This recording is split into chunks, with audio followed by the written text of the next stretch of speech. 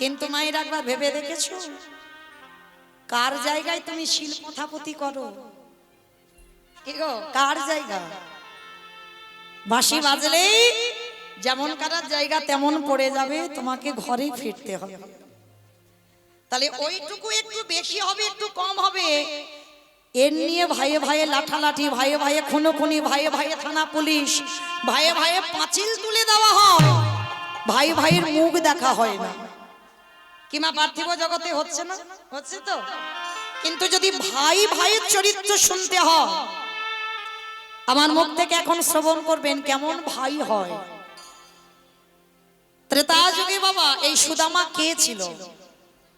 যার জন্য তো ভগবান তার চরণামৃত চরণ ধৌত করা জল পান করলো। কেন করলো?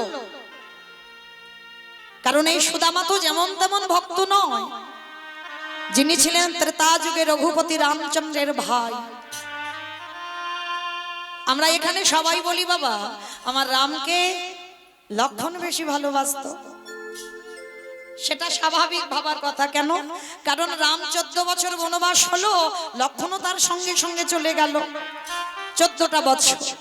তাহলে এই হিসাবে লক্ষণ তো বেশি ভালোবাসে, কিন্তু না, লক্ষণের থেকে হাজার গুণেও বেশি ভালোবাসতো আমার ভরত ভাই। রামের প্রতি ভরতের প্রেম কেমন ছিল জানো? ও মায়েরা, রাম যখন বনবাস যায়, বলো তো দেখি ভরত কোথায় ছিল? মামার বাড়ি। ভরত ছিল মামার বাড়ি। আর মামার বাড়ি থেকে ফিরে বাবা যখন কইকেয়ী মায়ের দাসী মন্থরা মন্থরাকে প্রশ্ন করেছিল, মন্থরা আমার জ্যেষ্ঠ কই?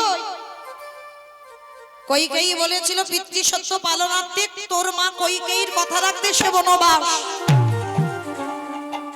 যখনই বলেছে না, ভরতের মাথায় যেন বিনা মেঘে বজ্রাঘাত পড়েছে। কেমন ভাই ভাই দেখো, বিনা মেঘে যেন বজ্রাঘাত মাথায়। পাগল হয়ে গেল ভরত, সঙ্গে সঙ্গে বনবাসে ছুটলো দাদার সঙ্গে দেখা করবে বলে। আর দাদা তখন ছিল বাবা চিত্রকূট পর্বত। যারা গেছেন দেখবেন, আপনাদের চরণ ধুলা নিয়ে আমার সৌভাগ্য হয়েছে বাবা।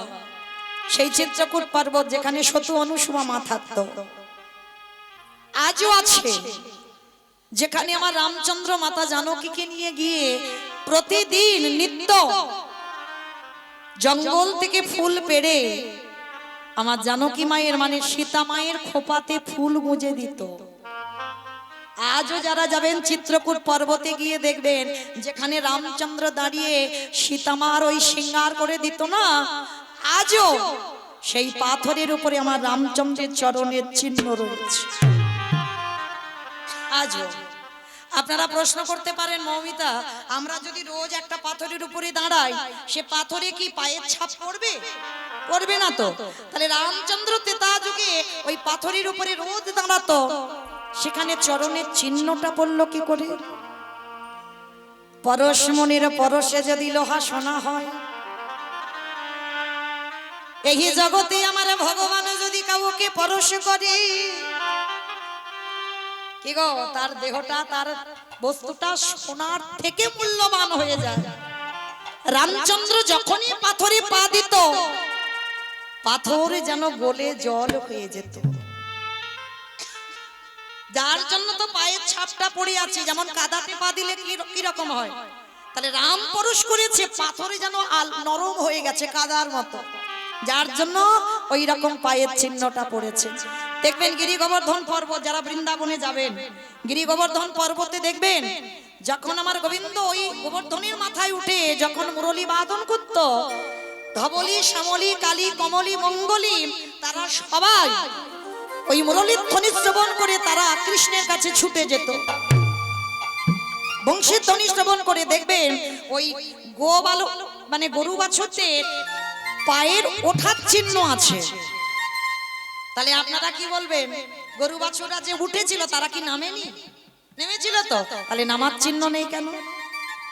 কারণ ভগবান যেখানে বসে মুরলী ধ্বনি করলো না, গিরি গোবর্ধন যেন কাদার মতো নরম হয়ে গেছে। যার জন্য তো গরু বাছুর যখন উঠছে তখনই পায়ের চিহ্নগুলো আজও আছে, গিয়ে দেখবেন গরুর পায়ের দাগ আজও আছে। কে বলে যার যেমন ভাব তার তেমনই লাভ। তুমি ভক্তির নয়ন নিয়ে গেলে তোমার দর্শন হবে, আর যদি তোমার ভক্তির নয়ন না থাকে সেই সব নয়নে ভগবত দর্শন হয় না। এইবার যেই না বাবা আমার ওই জানকী মা, ওইখানে আমার রামচন্দ্র দাঁড়িয়ে আছে। ভরত অযোধ্যা থেকে চিত্রকূট পর্বত গেছে, ষষ্ঠাঙ্গে দণ্ডবত প্রণাম। এই জায়গাটা মা খুব মন দিয়ে শুনবেন। ভাই ভাই কেমন হয়, বড় দাদাকে কেমন করে সম্মান করতে হয়।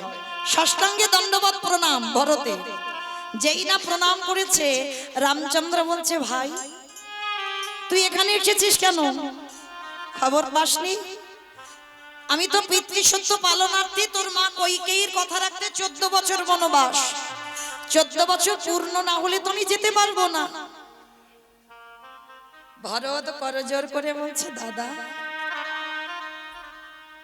যে বাবার কথা রাখতে বনবাস হয়,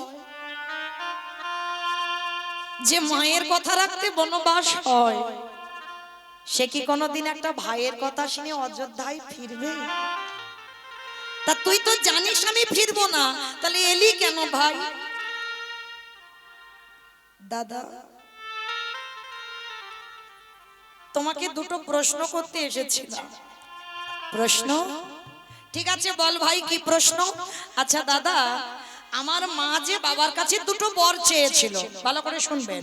ভরত বলছে রামচন্দ্রকে, আমার মা যে বাবার কাছে দুটো বর চেয়েছিল, আচ্ছা দাদা আমার মা কোন বরটা আগে চেয়েছিল? দুটো বর তো, রাম বনে যায় আর ভরত রাজা হবে, এই দুটো বর কোন বরটা আগে চেয়েছিল আমার মা? আপনারা বলেন কোন বর? ভরত রাজা হবে। প্রথম বরটা ছিল আমার ভরতই যেন রাজা হয়, তারপরে বলেছিল রাম যেন 14 বছরের জন্য।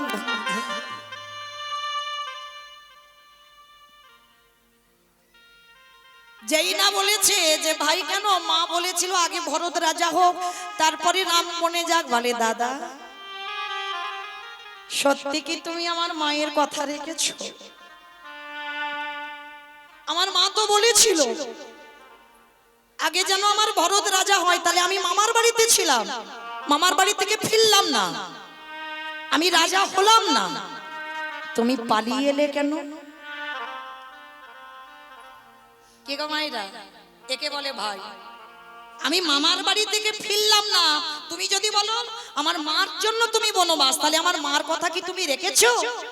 আমার মা তো বলেছিল আগে ভরত রাজা হোক তারপরে রাম বনে যাক, তাহলে আমি রাজ সিংহাসনে বসলাম না, আমি মামার বাড়ি থেকে ফিরলাম না, তুমি পালিয়ে এলে কেন? ভাই প্রশ্ন করেছি। রঘুপতি রামচন্দ্র মাথাটা নিচু করে আছে, মাথাটা নিচু করে বলে উঠল, ভাই এতদিন পরে তুই বুঝতে পেরেছিস, যেটা জগতে কেউ বুঝতে পারলো না সেটা তুই বুঝতে পেরেছিস। কারণ আমি পিতৃসত্য পালনার্থে শুধু বনবাস নয়, আমি কইকেয়ী মায়ের কথা রাখতে বনবাসে নয়। আমি যদি বনবাসে নাই আসতাম তাহলে রাবণের 1 লক্ষ ছেলে 1.25 লক্ষ নাতি তো কোনোদিন উদ্ধার হতো না। ওই সবরী মা কোনোদিন চণ্ডাল কুল থেকে উদ্ধার হতো না। কত যোগীগণ মুনিগণ সাধুগণ আমার জন্য বসে বসে বনে তপস্যা করে, আমি যদি বনবাসে না আসতাম, আমার চরণ দর্শন যদি না পেত ভাই ভরতের, তাহলে কেউ তো তারা উদ্ধার পেত না। তাই সবার কথা ভেবে আমি আমার জন্য বনবাসী হয়েছি। ভগবান স্বীকার করলো কারোর জন্য নয়, আমি আমার কাজের জন্য বনবাস হয়েছি। যেটা জগৎ বুঝতে পারলো না, জগৎ জানলো ওইকেই মা ছলনা করে নিজের ছেলেকে রাজা করবে বলে তাই রামকে বনে দিয়েছে, এটাই জগতে জেনে গেল। কিন্তু না, এটা ঠিক নয়। রামচন্দ্র নিজের জন্য গেছে, নিজের কাজের জন্য গেছে। আজকে সেই রামচন্দ্রকে প্রণাম করলো ভরত। দাদা, একটা জিনিস চাইবো, তুমি দেবে দাদা? কি চাস বল ভাই? আমি তো অযোধ্যা থেকে কিছু আনিনি, আমি শূন্য হাতে এসেছি, আমার কাছে কিছু নেই, তোকে দেবার মতো আছে দাদা? আছে, বল কি চাস? দাদা গো,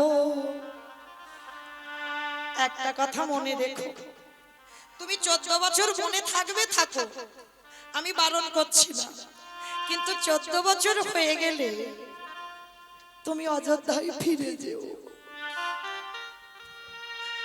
আর যদি 14 বছর পরে একবেলা বয়ে যায়, তুমি গিয়ে দেখবে তোমার ভরতের মরা দেহটা পড়ে আছে। কারণ তোমার জন্য আমি 14টা বছর অপেক্ষা করব দাদা। আমি দিন গুনে গুনে 14টা বছর দেখব, কিন্তু 14 বছর পরে যদি একবেলা বয়ে যায়, আমি আর এই শোক নিতে পারবো না। আর একটা কথা দাদা, তোমার চরণে আমার নিবেদন, একটা জিনিস দেবে? বলে কি ভাই? তোমার চরণের খড়।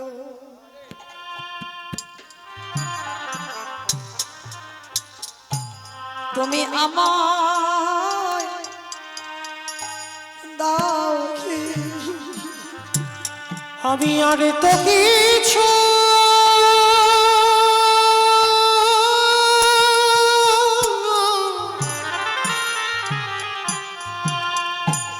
আমি আর তো কিছু কিছু চাহি না,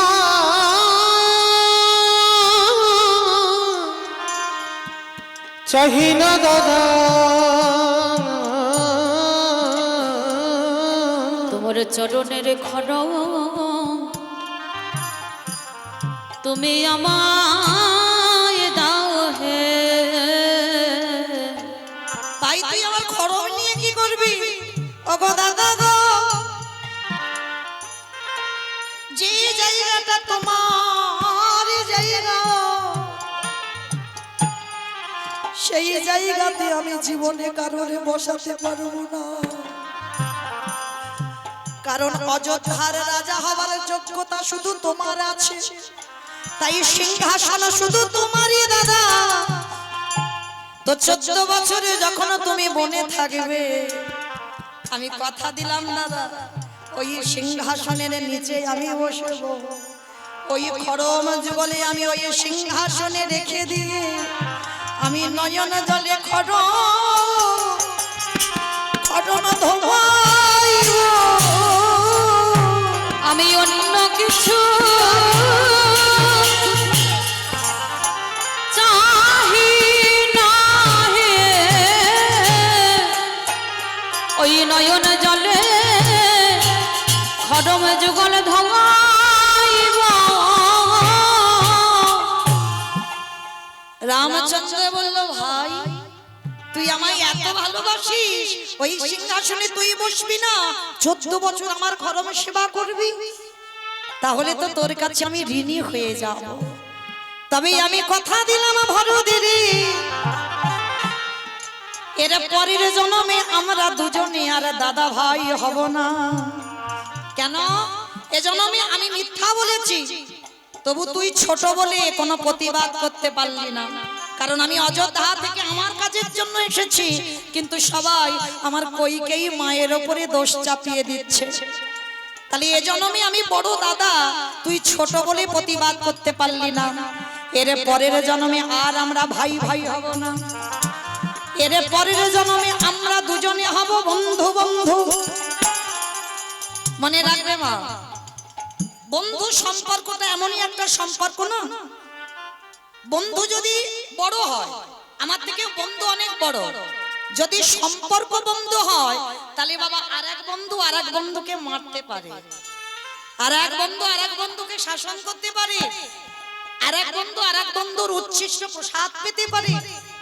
সে বড় হলেও কেন, সম্পর্কটা দেখতে হবে, আমাদের বন্ধুত্ব সম্পর্ক। তা রামচন্দ্র বলছে এর পরের জন্মে আমরা দুজনে বন্ধু হব। শোন, সেদিন তো আর আমি বড় দাদা হব না, আর তুই আমার ছোট ভাই হবি না, তাই সেখানে আমাদের তো তুই যে আমার শাসন করতে পারবি না এমন তো নয়, আমরা বন্ধু হব। সেদিন হব আমি বৃন্দাবনের কৃষ্ণচন্দ্র, আর সেদিন তুই আমার ভরত ভাই নয়, সেদিন তুই হবি আমার সুদামা বন্ধু। এই যে 14টা বছর আমার খরম যুগল সিংহাসনে রেখে তুই পূজা করলি, তোর চোখের জলে আমার খরম ধোয়াইলি। যেদিন তুই সুদামা হবি, যেদিন তুই আমার সঙ্গে দেখা করতে যাবি দ্বারকায়, আমি দ্বারকায় তোকে প্রথমে দর্শন করে আমি কি করব জানিস, আমার স্বর্ণ সিংহাসনে ছেড়ে দিয়ে সেই সিংহাসনে তোরে বসাবো। শুধু বসাবো নয়, আমি নিজের হাতে চরণ ধোবাবো, শুধু ধোবাবো নয়, ওরে সুদামা হয়ে যেদিন যাবি ওই চরণ ধোবাবো নয়, আমি কি করব জানিস, আমি চরণ ধোবা ধোবা জলে পানে করিব আমি এই প্রতিজ্ঞা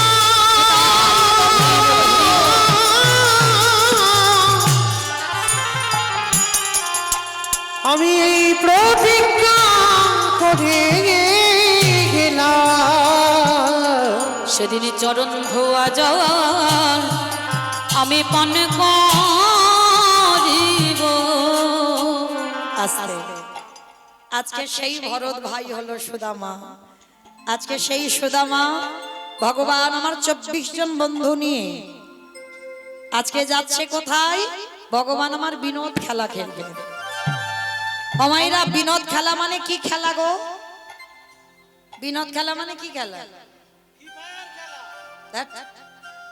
বিনোদ খেলা মানে নাকি ফ্রি ফায়ার খেলা। বিনোদ খেলা মানে কোনো খেলার নাম নয়।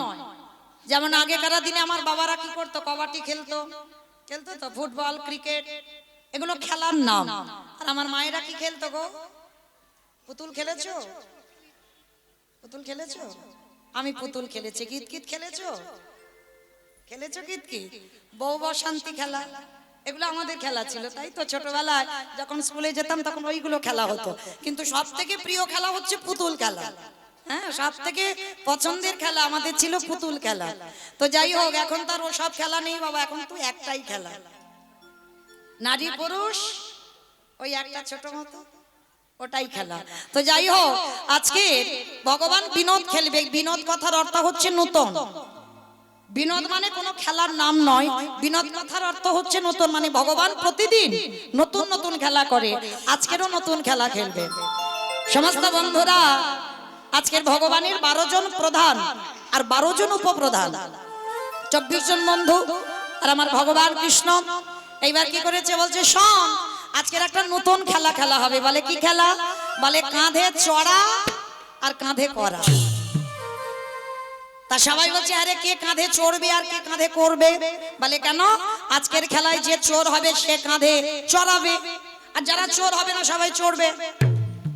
তা ভগবান হাসছার বলছে তাহলে কে কাঁধে আজকে কাঁধে চড়াবে, খেলায় কে চোর হবে, বলে কেন কানাই, তুই তো রোজ চোর হোস, তুইও আজকে চোর হবে।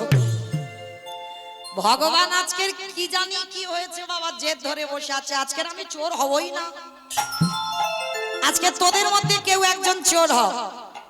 এবার সবাই বলছে কেউ চোর হতে রাজি হচ্ছে না, কারণ আজকের খেলার মনটাই তো আলাদা, কাঁধে চড়ানো মানে অনেক কষ্টের ব্যাপার, কাঁধে নিয়ে ঘুরে বেড়াতে হবে, গিরি গোবর্ধন পরিক্রমা করে আসতে হবে বাবা, একটুখানি রাস্তা নয়, খেলার মন আজকে। এবার সবাই বলছে কানাই তুই রোজ চোর হবি, আজকের হবি। আর আমার গোবিন্দ একেবারে জেদ ধরে বসে আছে, আজকের আমি খেলায় চোর হব না, হব না, হব। তা কেউ যদি নাক চোর হোক তাহলে খেলা হবে কি করে? ভগবান হচ্ছে দাঁড়া দাঁড়া দাঁড়া দাঁড়া, একটা মাথায় বুদ্ধি ঢুকেছে। বলে ওরে বাবা কানাই, কি বুদ্ধি ঢুকলো? বলে শোন, যতজন বন্ধু ততগুলো পাতা আনবো, আর ততগুলো পাতা নেব, কিন্তু তার ভিতরে একটা পাতা ছিদ্র করে দেব, সবার চোখ বেঁধে দেব, আর সবার চোখ বেঁধে দেওয়ার পরে সব পাতাগুলো এক জায়গায় ঘেঁটে দেব, নাড়াচাড়া করে দেব, তার ভিতরে একটা ছেঁড়া পাতা থাকবে। আর যে বন্ধু ওই চোখ বাঁধা অবস্থায় পাতা তুলবে, যার ভাগ্যে ছেঁড়া পাতা পড়বে, সেই হবে আজকের খেলায় চোর। ভগবানের প্রস্তাবটা শুনে বন্ধুরা বলছে ঠিক আছে কানাই, এইটা মন্দ বলিসনি, তাহলে ঠিক আছে সবার চোখ বেঁধে দে। যতজন বন্ধু ততগুলো পাতা এনেছে, সবার চোখে বাবা কাপড় বেঁধে দিয়েছে, সবার চোখ বাঁধা। ভগবান বলছে বন্ধু কেউ কিন্তু চোখ খুলবি না, কেমন? আমি যতক্ষণ না পাতা তুলবো ততক্ষণ তোরা দেখবি না। ঠিক আছে তাই হবে। সবার চোখ বেঁধে দিয়েছে। ভগবান কি করেছে, একেবারে আঁচলে নিয়ে পাতাগুলো নাড়াচাড়া করে দিয়েছে, তার মধ্যে একসঙ্গে মিশে গেছে ছেঁড়া পাতাটা। এইবার সবাই চোখ যখন ধরেছে, একটা একটা করে পাতা তুলছে। সবার শেষে আমার গোবিন্দ পাতা তুলবে। পাতাটা যেই না তোলা হয়ে গেছে, এবার বলছে বন্ধু এবার চোখ খোল। সবাই চোখ খুলেছে। সবাই চোখ খুলে বাবা তাকিয়ে দেখে না, সবার ভাগ্যে ভালো পাতা। আর গোবিন্দ আমার যেই না হাতটা খুলেছে না, গোবিন্দের ভাগ্যে ছেঁড়া পাতা পড়েছে। সবাই বলে বলেন কানাই চোর, কানাই কানাই চোর, কানাই চোর। চুপ কর, চুপ কর। চোর চোর বলতে লজ্জা করে না? হ্যাঁ রে, আমি যে চুরি করি, আমি চুরি করে কি একা একা খাই? আমি তো তোদেরকে সবাইকে দিয়ে খাই। তোরা সেই জঙ্গলে বললি, মধুমঙ্গল বলল যে আমার একটু অন্য খাবার ইচ্ছে হয়েছে। ব্রাহ্মণ পাড়াতে গিয়ে আমি নিজে কত গালিগালাজ খেয়ে, কত অভিশাপ আমার মাথায় নিয়ে আমি তোদের জন্য অন্নের ব্যবস্থা করে দিলাম। তোরা বললি ক্ষীর সার নবনী খাবো। আরে শুধু কি আমি খাই? পীরের উপরে পিড়ি দিয়ে আমি পারতে পারি না, তবু আমার বাঁশিটা দিয়ে ভাণ্ড ছিদ্র করে আমি একা খাই না, তোদেরকে দিয়ে খাই। কিন্তু গোটা বৃন্দাবন, গোটা জগৎ সবাই শুধু আমার বলে চোর। তাতে আমার দুঃখ নেই, আমাকে চোর বলে বলবো। কিন্তু আজকে তোরা আমায় চোর বলছিস কেন? আমার কাঁধে চড়বি, এই তো, তাহলে চোর বলার কি আছে? আয়, কি আমার কাঁধে চড়বি? আগে ওঠ। আচ্ছা মায়েরা, ভগবান তো খেলার আগে পণ করেছিল আমি আজকে চোর হব না, বলেনি? ভগবান তো বললো আজকের খেলায় আমি চোর হব না। তাহলে যিনি বিশ্বের স্রষ্টা মালিক ভগবান, যার ইচ্ছাই জগৎ চলে, সেই ভগবান আজকের কি পারতো না ওই ছেঁড়া পাতাটা কাউকে দিয়ে দিতে? নিজে পারতো না ভালো কথা দিতে?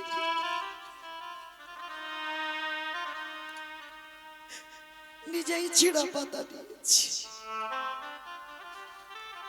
ভগবান মুখে যেটা বলছে, ভগবানের মুখের কথা আর মনের কথাটা এক নয়। ভগবান সারা জীবন ভক্তের কাছে চোর হয়ে থাকতে চায়। কেন জানো? আজকের খেলাটা তো একটু অন্যরকম। ভক্ত কাঁধে উঠবে, আর ভক্ত যদি কাঁধে ওঠে বাবা, ভক্তের চরণ দুটো পড়বে কোথায়? ভগবানের হৃদয়। ভগবান বলে আমি চাইলে পাই না, আমি যদি কারোর কাছে যাই তাদের পদধূলো আমায় দেয় না। কিন্তু আজকের আমি খেলার মধ্যে দিয়ে আমি আমার কাজটা করে নেব। খেলার খেলা হবে মানে এক কাজে দুটো কাজ হয়ে যাবে। ভগবান সবাইকে কাঁধে করে নিয়ে ঘোরাচ্ছে, সবাই কাঁধে চড়েছে। দূরে এক ভক্ত দাঁড়িয়ে আছে, এখনো কাঁধে চড়েনি, ব্রাহ্মণের ছেলে। ভগবান দাঁড়িয়ে দাঁড়িয়ে ডাকছে, এই বন্ধু, বন্ধু রে, কিরে কাঁদছিস? তোর চোখে জল? ও বুঝেছি, আমি সবাইকে কাঁধে চড়িয়ে নিয়েছি, আর তোকে বুঝি চড়াবো না, ওই জন্য তোর কষ্ট হচ্ছে। মাথাটা নিচু করে আছে। বন্ধুটা তো যে কেউ নয় গো, সে হলো সুদামা।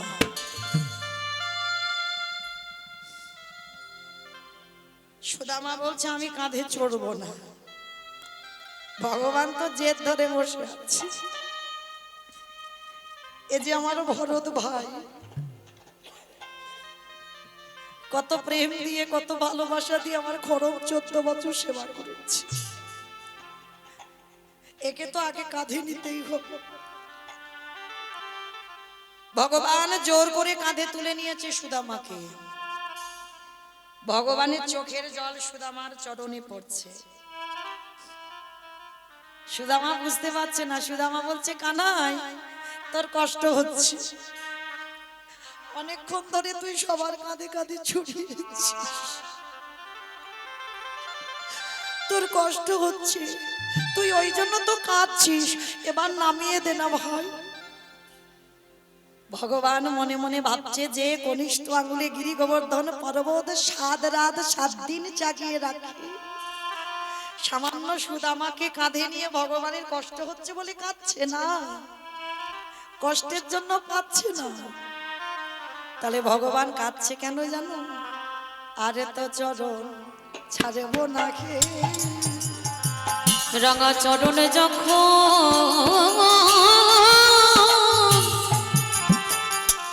এই হৃদে ধরেছে,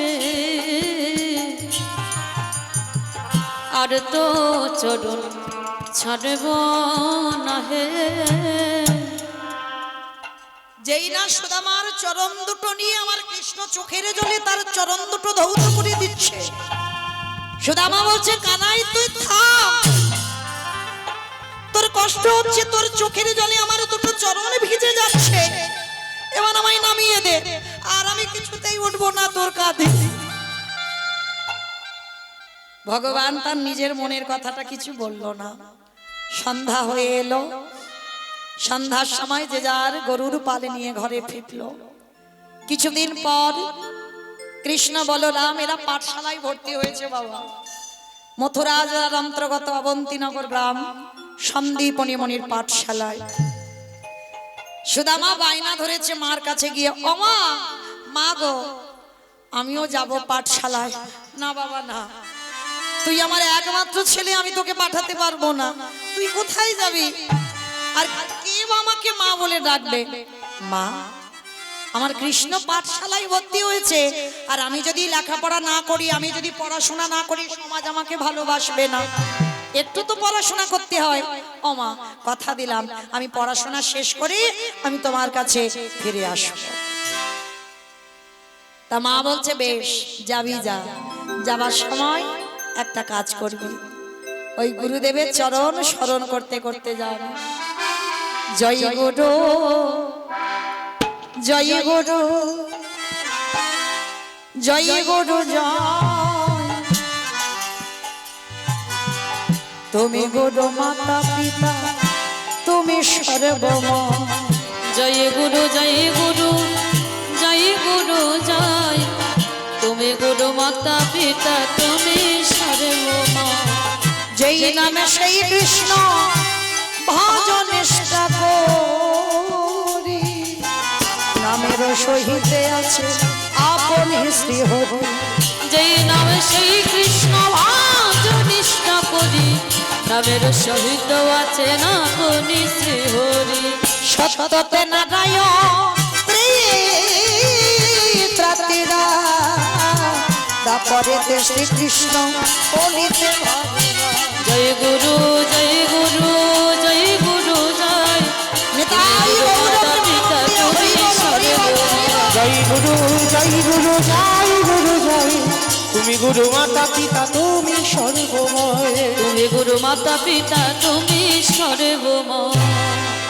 একেবারে গুরুদেবের নাম করতে করতে বাবা ওই অবন্তী নগরের সন্দীপনী মনির আশ্রমে গিয়ে গুরুদেবের চরণে গিয়ে সুদামা ছাড় খেয়ে পড়ল, চিৎকার করে ডাক দিল গুরুদেব। ওগো গুরু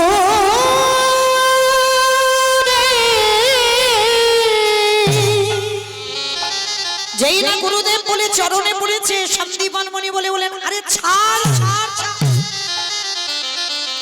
কে তুই? এমন করে আমার দুটো চরণ জড়িয়ে ধরলি। থাকিস কোথায়? নাম কি? বাবা মাকে? বাড়ি কোথায়? পরিচয় কি? সুদামা করজোর করে বললেন, আমি ব্রাহ্মণ কুলের ছেলে, আমার নাম সুদামা। দূরে দাঁড়িয়ে দাঁড়িয়ে আমার ভগবান কৃষ্ণ দর্শন করলো। সুদামা, আমি চলে এলাম বলে তুইও থাকতে পারলি না। কৃষ্ণ গুরুদেবের কাছে গিয়ে বলছে, গুরুদেব গুরুদেব, ও খুব ভালো ছেলে, ও আমার বন্ধু সুদামা, ওকে তুমি আশ্রয় দাও। শোনো কৃষ্ণ, তোমার কথা শুনে আমি ওকে আশ্রয় দিলাম, তবে একটা কথা মনে রেখো, ও যদি কোনোদিন অন্যায় কাজ করে, কোনোদিন ভুল কর্ম করে, আমি কিন্তু ওকে আশ্রম থেকে বের করে দেব। গুরুদেব, আমার সুদামা কোনোদিন ভুল করতেই পারে না, তুমি তো জানো না, ওকে দেখলে তুমি বুঝতে পারবে। আর গুরুমা ছিল বাবা, যার নাম হচ্ছে মহামায়া। মহামায়া এসে যেই না সুদামাকে দেখেছে, দেখা মাত্র চমকে উঠেছে। কেন? 5 বছর আগে ছেলে মধুমঙ্গল বাবা জলে ডুবে মারা গেছে। সুদামাকে দেখতে একেবারে হুবাহুব মধুমঙ্গলের মতো। আর যেই না সুদামাকে দেখেছে, মহামায়া ছুটে গিয়ে বলছে, গুরুমা গিয়ে বলছে, এই তো আমার মধুমঙ্গল, এই তো আমার হারিয়ে যাওয়া ছেলে, এই তো আমি পেয়েছি। সুদামা বলছে, মা, আমি তোমার মধুমঙ্গল নই, আমি তো সুদামা না, তুই সুদামা নস। আজকে থেকে তুই আমার সন্তান হয়ে, আমার মধুমঙ্গল হয়ে থাকবি। দূরে দাঁড়িয়ে দাঁড়িয়ে ভগবান আমার মৃদু মৃদু হাসছে। গুরুমা, যখন তোমার কেউ ছিল না, তখন ছিলাম আমি, এখন তোমার সব হলো, পরেরটা সবাই জানে। ভগবান হাসছে আর বলছে, গুরুমা, সুদামাকে পেয়ে তুমি আমায় ঠেলে দিচ্ছ। তুমি বোধহয় জানো না, বাবা চৈতন্য চরিতামৃত গ্রন্থে একটা কথা আছে, বাবা আমায় ভজে মাগে বিষয় সুখ, অমৃত ছাড়ি দিই সংসারে দুঃখ। কৃষ্ণ কহে আমি বিজ্ঞ, সেই মূর্খে বিষয় কেন দিব, সাচরণামৃত দিয়ে তারে বিষয় ভুলাইব। নিতাই গৌর প্রেমানন্দে হরি বল। ভগবান বলছে, আমি জ্ঞানী, আমি মূর্খ নই। কোন ভক্ত যদি বিষয় বৈভবে ডুবে যায়, ভগবান বলছে, আমি তাকে বিষয় বৈভবে দিই না, আমি আমার চরণামৃত দিয়ে তার বিষয় বৈভবটাকে ভুলিয়ে দিই। গুরুমা, আর তুমি সুদামাকে পেয়ে তুমি আমায় ভুলে যাচ্ছ। তৈরি হয়ে থেকো গুরুমা। এ জগতে বাবা সবার চরণ ধরে বলি, পৃথিবীতে সবাই চলে যা, কেউ কোনদিন গৌর গোবিন্দ চরণ ভুলেছে।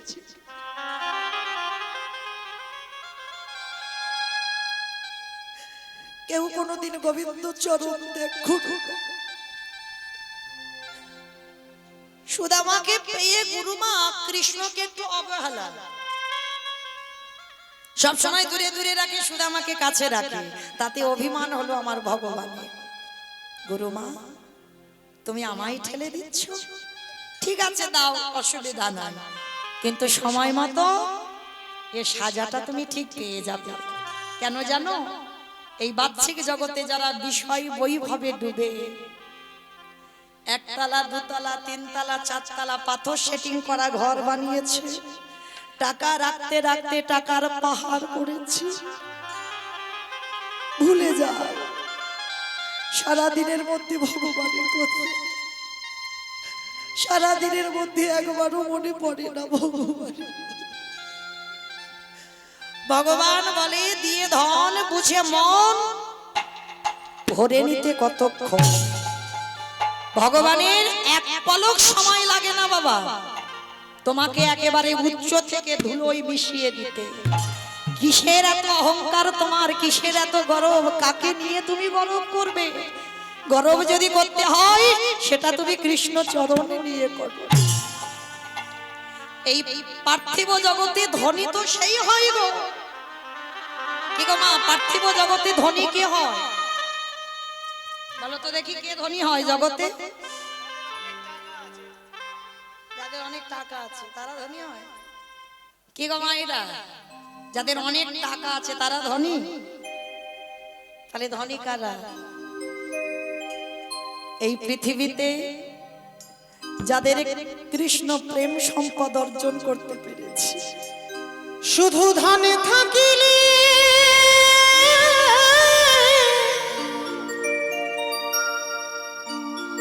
হয় না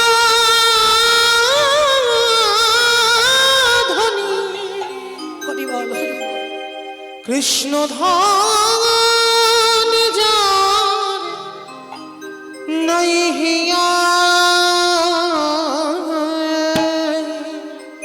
কে ধনী কে কে গরিব? বা ধনী কে বা গরিব বোঝা বড় দায়। দাদা একটু বলে মনিটরটা কে বাড়াও।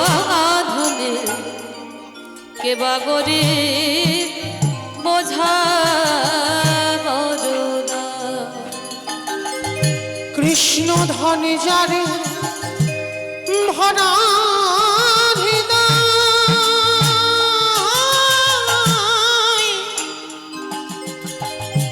সে জীবন ধনীবান হয়, তার সাথে কি তুলনা হয় সারা বিশ্বময়। বলে তার সাথে কি তুলনা হয় সারা বিশ্বময়। ও সে প্রেমানন্দে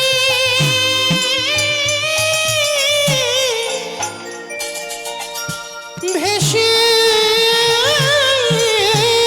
ভেসে, ও সে প্রেমানন্দে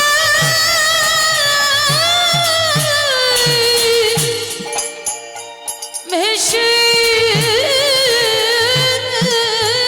ভেসে মহানন্দে ঢেউ খেলা, কে বা গরিব কে বা ধনী তারে দুনিয়া। হও না যতই উজিরি রাজা,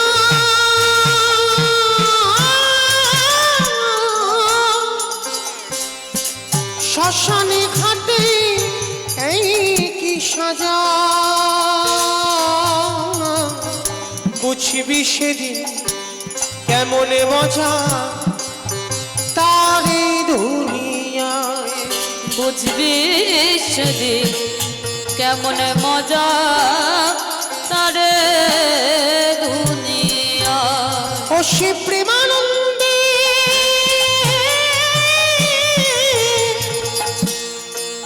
ভেসে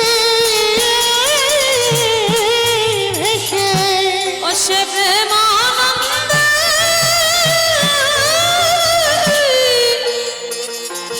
ভেসে ভেসে মহানন্দে ঢেউ খেলা,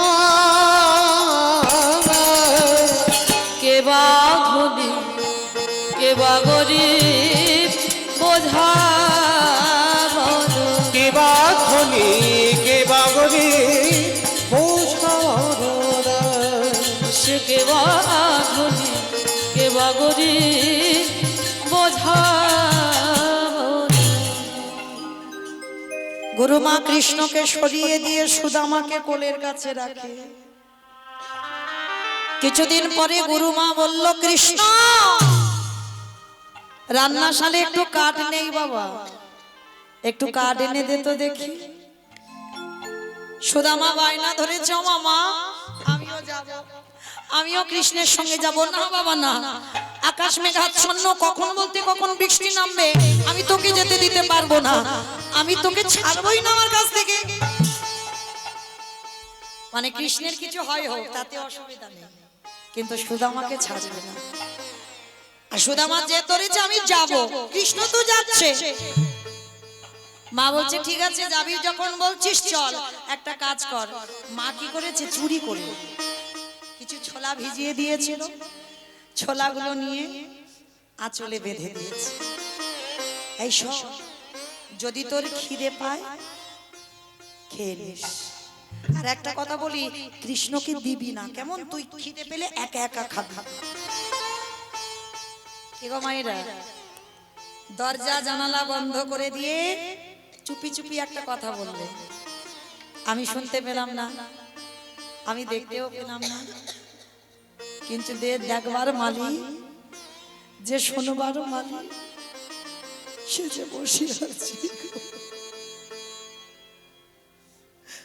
অভিমান হলো। গুরুমা সামান্য ছোলা তো, সেটা সুদামাকে দিয়ে তুমি বলে দিচ্ছ যেন কৃষ্ণকে না দেয়, কিন্তু তুমি তো জানো না সুদামা আমার না দিয়ে খাবেই না, আমায় দেবে তবে খাবো। আঁচলে বেঁধে দিয়েছে। দুই বন্ধু জঙ্গলে কাঠ কুড়াতে যাচ্ছে, মেঘাচ্ছন্ন আকাশ, মুহুর মুহুর বজ্রপাত। হঠাৎ বাবা একটা গাছের ডাল ভেঙে কৃষ্ণের গায়ে পড়বে। সুদামা ছুটে গিয়ে একেবারে কৃষ্ণকে বুকে জড়িয়ে ধরেছে, কানা কানা। একেবারে গাছের ডালটা ভেঙে সুদামার গায়ের উপরে পড়েছে। ভগবান তাকিয়ে বলল, সুদামা তুই আমায় এত ভালোবাসিস? কানাই ভালোবাসার কথা বলছিস, এক্ষুনি যদি ডালটা তোর গায়ে পড়তো, যদি তোর কিছু হয়ে যেত। ভগবান হাসছে আর বলছে, কেন রে, আর তোর গায়ে পড়লো যদি তোর কিছু হয়ে যায়? কানাই আমাদের কিছু হলে সারাবার জন্য, ভালো করবার জন্য, সুস্থ করবার জন্য তুই আছিস, কিন্তু তোর যদি কিছু হয়ে যায়, তোর যদি কিছু হয়ে যায়, তোকে ভালো তো আমরা করতে পারবো না। ওই জন্য আমাদের যা কিছু হয়ে যাক, কিন্তু আমার কৃষ্ণ যেন ভালো থাকে। দুই বন্ধু জঙ্গলে কাঠ কুড়িয়ে এক জায়গা করেছে, টিপ টিপ করে বৃষ্টি পড়ছে। সুদামা গাছের ডালে বসেছে আর আমার গোবিন্দ গাছের তলায় বসে আছে। সুদামা ডাকছে, কানাই আই না, একটু গাছে উঠে দুজনে বসি। ভগবান আজকের একটা পরীক্ষা নেবে বাবা, ওই জন্য বলছে, বন্ধু আজকের আমার, আমি তো গাছে উঠতেই পারি না। হাই ভগবান, ভগবান নাকি গাছে উঠতে পারে না। এক লাফ দিয়ে কদম্ব বৃক্ষের ডালে উঠলো, কালিয়া হদে পড়লো, কালিয়া নাককে দমন করে বাবা ফিরে চলে এলো। সে নাকি গাছে উঠতে পারে না। রাসমঞ্চে সেই ব্রজঙ্গনাদের প্রত্যেকের বস্ত্র চুরি করে ভগবান একেবারে কদম্ব বৃক্ষের ডালে ঝুলিয়ে দিল, তিনি নাকি গাছে উঠতে পারে না। পীরের উপরে পিড়ে দিয়ে ননি পেড়ে খায়, তিনি নাকি গাছে উঠতে পারে না। কিন্তু আজকের একটা ভগবানের কাজ আছে, একটা ছলনা। সুদামা গাছের ডালে বসে বসে বা বড্ড খিদে পেয়েছে, মনে মনে ভাবছে তাই তো খিদে, কষ্ট পাচ্ছি কেন? মা তো ছোলা দিয়েছে, তাহলে কষ্ট পাবো কেন? ছোলাগুলো নিয়ে কি করেছে সুদামা, গাছের ডালে বসে বসে একটা একটা করে ছোলা খাচ্ছে, ছোলার খোসাগুলো পড়ে যাচ্ছে। আর পর তো পর একেবারে কৃষ্ণের সামনেই পড়ছে ছোলার খোসাগুলো।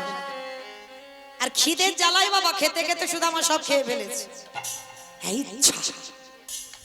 এইবার কি হবে? কৃষ্ণকে তো দিলাম না, গুরুমা বলে দিল কৃষ্ণকে দিবি না, সত্যি তাই হয়ে গেল। যা কৃষ্ণ তো দেখেনি, বলে দেব যে আমার সেই কাঠ কুড়াতে কুড়াতে কখন আঁচল থেকে খুলে সব পড়ে গেছে। কৃষ্ণ তো দেখতে পাইনি।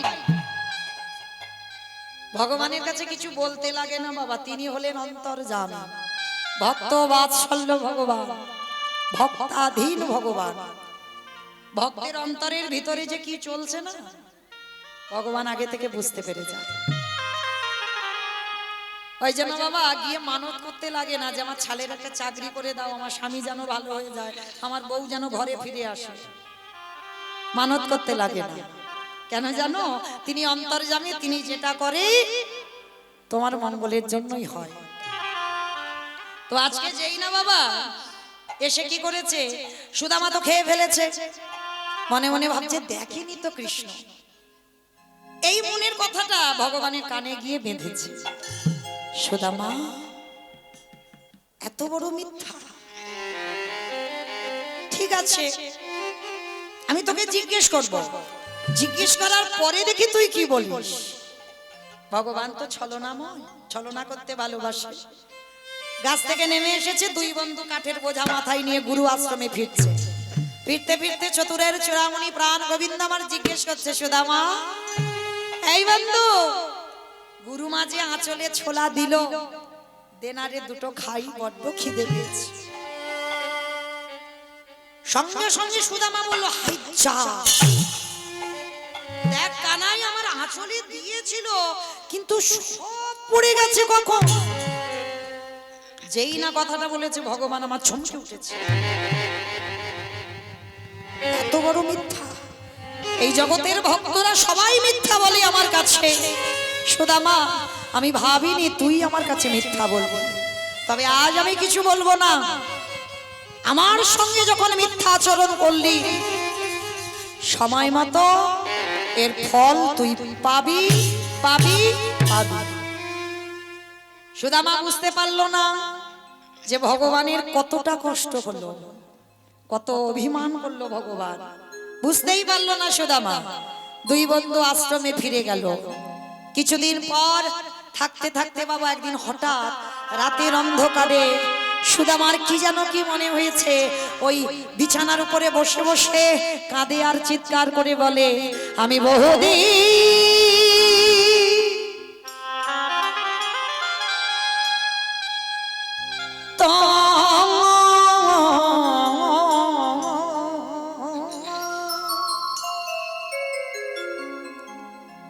পথে করি নিরীক্ষণ,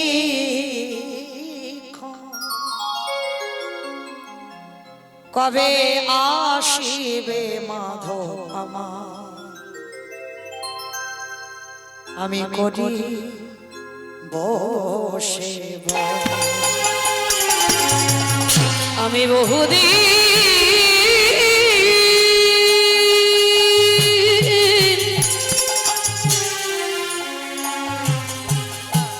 তোমার পথ করে নিরীক্ষণ,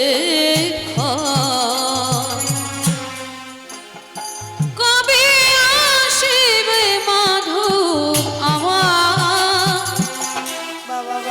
করিবে সেবা তোমার প্রেম বসে,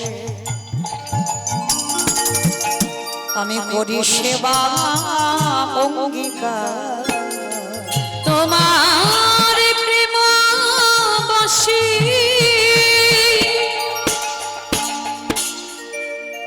করি সেবা অঙ্গীকার। দর্শন দিয়া নিস্তারিব এই জগৎ তো সংসার, দর্শন দিয়া নিস্তারিব জগৎ সংসার। শ্রী গোপাল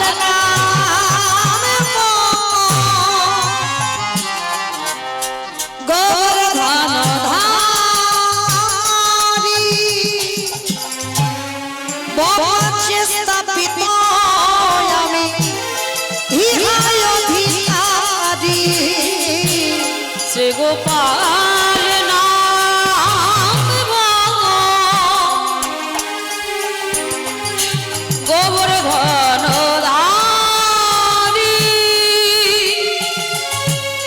বজ্রে স্থাপিত আমি ইহা অধিকারী দেখা দে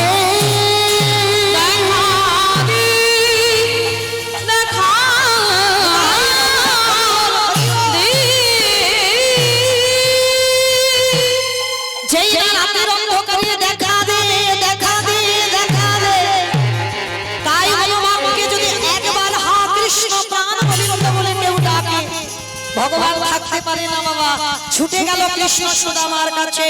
বন্ধু বন্ধু একই রে, এত রাত্রিবেলা ওই রকম করে কাঁদা প্রাণী ডাকছিস কেন? সুদামা বলছে বন্ধু তোর কথা খুব মনে পড়ছিল, তা বলি এইরকম করে কেউ ডাকি? ভগবান মনে মনে চিন্তা করছে এই তো সুযোগ, এই সুযোগে আমি দাঁড়াও তোমার সঙ্গে একটু ছলনা করব। আচ্ছা সুদামা, তুই আমায় কতটা ভালোবাসিস? কি গো মায়েরা, ভালোবাসা মাপা যায়? আছে মাপার যন্ত্র? 1 কিলো ভালোবাসি কি 2 কিলো ভালোবাসি কি 5 কিলো ভালোবাসি 10 কিলো ভালোবাসি 1 কুইন্টাল ভালোবাসি? বলে কোনোদিন ভালোবাসা মেপে? একটাই কথা বলা যায়, তোকে আমি জীবন দিয়ে ভালোবাসি। আর একটা কথা বলা যায়, তোর জন্য যদি মরতে হয় এক্ষুনি হাসতে হাসতে প্রাণ দিতে পারি। যেই না সুদামা বলেছে তোর জন্য জীবনও দিতে পারি, আমার ভগবান বলছে সে কি তুই আমার জন্য জীবনও দিয়ে দিবি? বলে হ্যাঁ, জীবন আমি দিয়ে দিতে রাজি। ঠিক আছে, তোর জীবন দিতে হবে না, একটা কাজ কর। জানিস আমার না একটু নাড়ু খাবার ইচ্ছে হয়েছে। নাড়ু? ঠিক আছে, সকালবেলা হোক, গুরুমাকে বলবো যে গুরুমা কৃষ্ণ একটু নাড়ু খেতে চেয়েছে, একটু নাড়ু করে খাইয়ে দিও। যেই না বলেছে নাড়ু খাবার ইচ্ছে হয়েছে খাইয়ে দিও, কৃষ্ণ বলছে তুই থাম, গুরুমা করে দেবে আমি খাবো। আরে তুই বলবি কেন? আমি বললে কি গুরুমা দেবে না? দেবে তো, কিন্তু সব চুরি করে খাওয়া স্বাদ আলাদা। কি গো মায়েরা, ভুল বললাম? চুরি করে খাওয়ার স্বাদ আলাদা। সেই যে স্কুলে যখন যেতাম না, গাছে যদি আম হয়ে থাকতো না, হয়তো চাইলে পাবো, কিন্তু ওটা স্বাদ ভালো লাগে না। ওই যে ঢিল মেরে আম পাড়া, আর ওই যে স্কুলে যখন যেতাম তেঁতুল গাছে যদি তেঁতুল দেখেছো, কি গো খেয়েছো? স্কুলে যখন যেতে খেয়েছো? তোমরাও খেয়েছো? আমি জানি আমি একা খেয়েছি। তা এই যে চুরি করা, বন্ধুদের নিয়ে একসঙ্গে চুরি করে খাওয়া, তার স্বাদ একটু আলাদা। কৃষ্ণ বলছে শোন, আমি তো চাইলে পাবো, কিন্তু না, আমি চুরি করে খাবো। চুরি?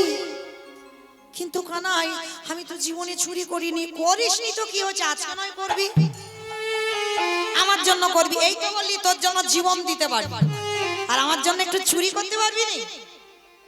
বলি ঠিক আছে, তুই যখন সন্ত চিন্তা নেই, আমি তো পাহারা দেব, আমি দরজায় দাঁড়িয়ে থাকবো, আর যদি কেউ আসে আমি একটু ডাক দেব, তুই ওই দরজা দিয়ে পালিয়ে যাবি। ঠিক আছে, তুই যখন পাহারা দিবি আমার কোনো চিন্তা নাই। ভগবান মনে মনে ভাবছে ছোলা খেয়ে বলেছিস খাসনি, তৈরি হয় এবার। সেদিন যদি বলতিস আমি কি তোকে মারতাম? তুই তো বলতেই পারতিস যে কৃষ্ণ খেতে খেতে খেয়ে ফেলেছি, ব্যাস হয়ে যেত। মিথ্যা বললি কেন? আর মিথ্যা যখন বলেছিস সাজা তোকে পেতেই হবে। ভগবানের কেউ আপন হয় না, ভগবানের কেউ পরও হয় না। কর্ম ফলে শাস্তি সবাইকে পেতে হবে। ভগবান নিজে নিজেকেও দিয়েছে, ভগবান নিজেকেও ছাড়েনি। রাধারানীকে দিয়েছে, যে রাধারানী ছাড়া চলে না, রাধারানীকে দিয়েছে। 100 বছর কাঁদলো। তাহলে ভগবান কাউকে ছেড়ে দেয়? ভগবানের কেউ আপন হয় না, ভগবানের কেউ পরও হয় না। তাহলে সুদামা যে প্রাণ, যে জীবন, তাকেও আজকে ছেড়ে দেবে না। ছোলা খেয়ে বলেছে মিথ্যা, তার শাস্তিটা পাবে আজকে। এইবার সুদামা রান্নাঘরে গেছে, গিয়ে দেখে না রান্নাশালে গুরুমা থালাতে নাড়ু করে রেখেছে। মনে আনন্দ, নাড়ু করে রেখেছে। দুটো নাড়ু সবে হাতে নিয়েছে, সবে দুটো নাড়ু ধরেছে। আর দরজায় দাঁড়িয়েছিল আমার ভগবান। সঙ্গে সঙ্গে যেই নাড়ু ধরেছে সঙ্গে সঙ্গে ডাক দিল, গুরুমা, গুরুমা, গুরুমা, গুরু। একি আমার কৃষ্ণের কণ্ঠস্বর, তবে কি আমার সুদামার কিছু হয়েছে? এমন করে তো কৃষ্ণ কোনোদিন ডাকে না। কৃষ্ণ, কৃষ্ণ, কৃষ্ণ, আমি আসছি বাবা, আমি এক্ষুনি আসছি। গুরুমা মহামায়া ছুটতে ছুটতে আসছে। যেই না দরজায় এসেছে কৃষ্ণ বলছে, গুরুমা তুমি তো রোজ রোজ বলো তোমার কৃষ্ণ নাকি চোর, তোমার কৃষ্ণ নাকি চুরি করে। আজ আমি তোমাকে একটা নতুন চোর দেখাবো, কে চুরি করে আর কার নামে তুমি দোষ দাও। ওই দেখো যে দাঁড়িয়ে আছে, ভালো করে চেয়ে দেখো কে আজকে রান্নাঘরে নাড়ু চুরি করছে।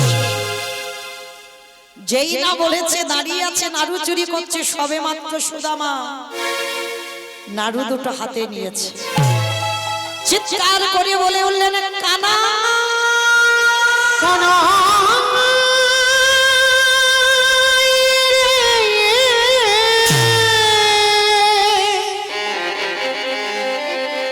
গুরুমা একেবারে হন্তদন্ত হয়ে এসেছে, দেখে না সুদামার হাতে নাড়ু। ছি ছি ছি ছি ছি ছি। আমি ভেবেছিলাম তুই আমার হারিয়ে যাওয়া সন্তান, আমি ভেবেছিলাম তুই আমার মরা ছেলে আবার ফিরে এসেছিস। আমি কত বড় ভুল করেছি, কোনদিন তুই আমার সন্তান হবার যোগ্য নোস। তুই শেষে গুরু আশ্রমে নাড়ু চুরি করছিস। ছি ছি ছি ছি। কি করে পারলাম? আমি প্রতিদিন কৃষ্ণের নামে দোষ দিই, তার মানে তুই রোজ চুরি করিস না? না গুরুমা না, আমি এ জীবনে, আমি ব্রাহ্মণের ছেলে, এ জীবনে কোনোদিন চুরি করিনি। মিথ্যা কথা, তুই রোজ চুরি করিস আর আমি আমার কৃষ্ণের নামে দোষ দিই। পা ছেড়ে দে, পা ছেড়ে দে, পা ছেড়ে দে। দূর করে দিল সুদামা, বেরিয়ে যা। আর সকালবেলা হলে যেন তোর মুখ দেখতে না হয়, এক্ষুনি এই মুহূর্তে তুই আশ্রম থেকে বেরিয়ে যাবি। গুরুমা, আমি হাজার বার তুমি আমাকে মারো, বকো, যা খুশি বলো, তবু আমি একটা কথা বলে যাব, আমি চোর নই। কৃষ্ণ বলল ওই জন্য আমি চুরি করতে এসেছি। চুপ কর। চুরি করতে গিয়ে ধরা পড়ে আমার কৃষ্ণের নামে চাপাচ্ছিস, বেরিয়ে যা। সুদামা আর কিছু বোঝাতে পারলো না গুরুমাকে। নাড়ু দুটো হাতে করে নিয়ে কৃষ্ণের পিছনে গেছে। বলতে তো পারতিস আমার মুখ তুই দেখবি না, যদি বলতিস আমি কোনোদিন থাকতাম না তোর কাছে, অনেক দূরে চলে যেতাম। কিন্তু চোর সাজালি কেন ভাই? আমার জন্য গোটা ব্রাহ্মণ সমাজ কলঙ্কিত হয়ে গেল। কেন চোর বদনাম দিলি? কি দোষ করেছিলাম তোর কাছে?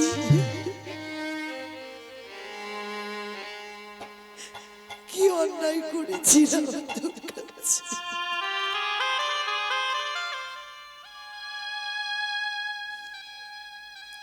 আমি তো বলেছিলাম তোকে আমি জীবন দিয়ে ভালোবাসি, কেন করলি? বেশ, চলে যাচ্ছি কানাই, আর কোনোদিন ফিরবো না। শতবার ডাকলেও তোর চরণে আমার নয়ন দুটো আর এক হবে না। আমি চলে যাচ্ছি, আসি, আমাকে বিদায় দে। পিছন থেকে কৃষ্ণ চরণে দণ্ডবত প্রণাম করে চিরজনমের মতো সুদামা চলে যাচ্ছে আমার ভগবানের কাছে।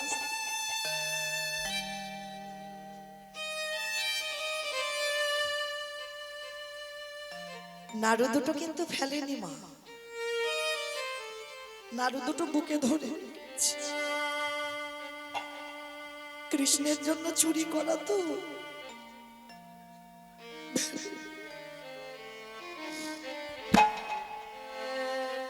যমুনার ঘাটে গিয়ে সুদামার চোখের জল আর নাড়ু দুটো ভিজে যাচ্ছে। আমার জীবন নদী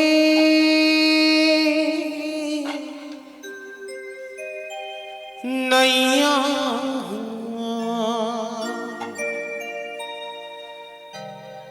ভবের খেলা সঙ্গ হলে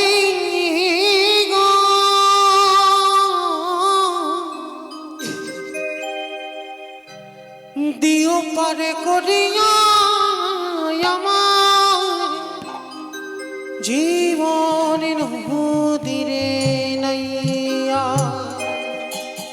আমার জীবন নদী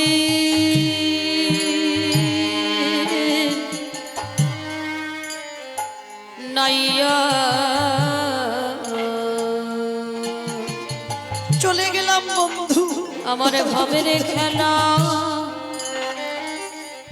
সঙ্গ হলে গো ও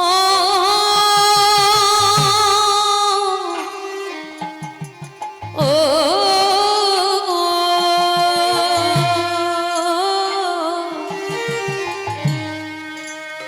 দিও তোরে বাইয়া আমার জীবন নদী নাইয়া।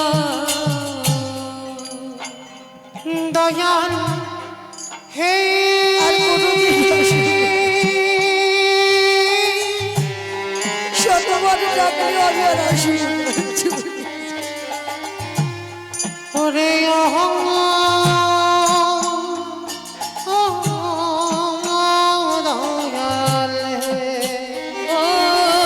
দয়াল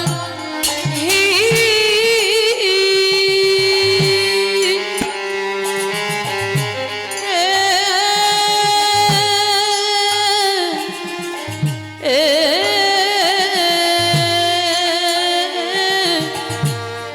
ওরে ও দয়াল হে হেঙ্গি কামনা বাসনা হাতে বেঁধেছিলাম বাসা। এই কামনা বাসনার হাটে আসি বন্ধু, আসি। বেঁধেছিলাম বাসা। সবই অচলে হবে যাওয়ারে কালে গো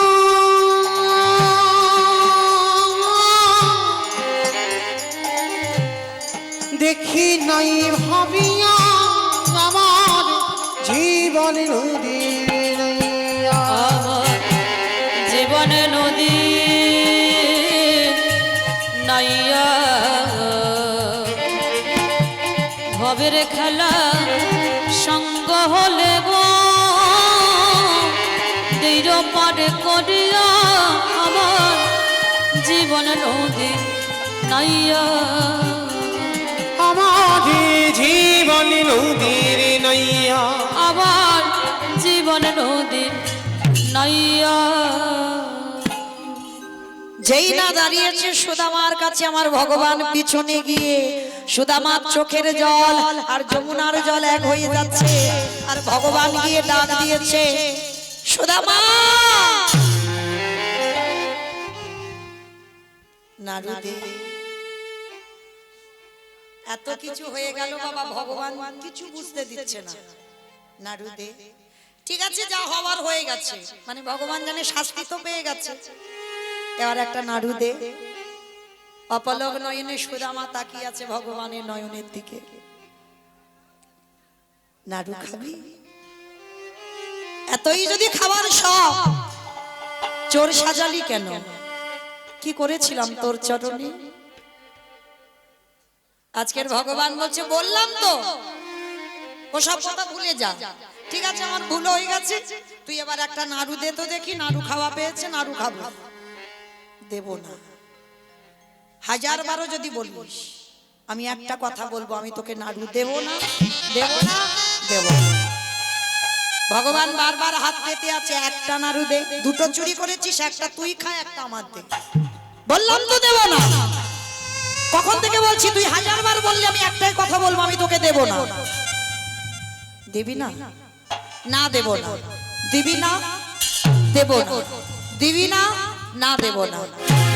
বেশ, আমি তোর কাছে হাত পেতে চাইলাম, তুই দিলি না, আমিও তোর কাছে প্রতিজ্ঞা করলাম, যতদিন না তুইও আমার কাছে হাত পেতে কিছু চাইবি, আমি জীবনে তোকে কোনোদিন কিছু দেব না, দেব না, দেব না। সুদামা বলল, সাক্ষী রইল আকাশ বাতাস পশু পাখি কীট পতঙ্গ তরুলতা গুলমশ এই যমুনার জল, এই যমুনার বাড়ি হাতে নিয়ে প্রতিজ্ঞা করলাম কৃষ্ণ, প্রাণ যদি চলে যাবে, জীবনে মৃত্যু হয় হবে, তোর কাছে আমি জীবনে হাত পেতে চাইবো না, চাইবো না, চাইবো না। ভগবান প্রতিজ্ঞা করলো, না চাইলে দেবে না। সুদামা বলল, মরে যাব ভালো, তোর কাছে আমি জীবনে হাত পাতবো না। কি গো মাইরা, ভক্তের জয় না ভগবানের জয়? ভক্তের জয়। দেখা যাক কি হয়।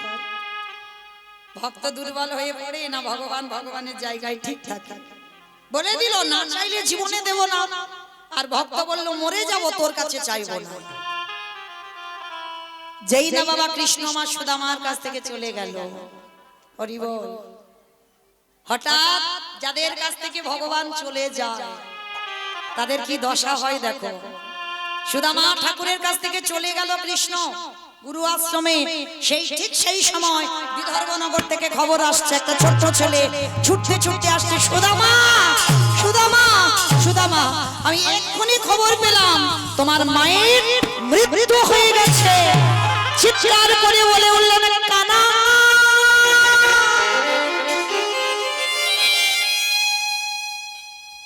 তুই চলে গেলি, আমার মা আমার উপরে অভিমান করে চলে গেল,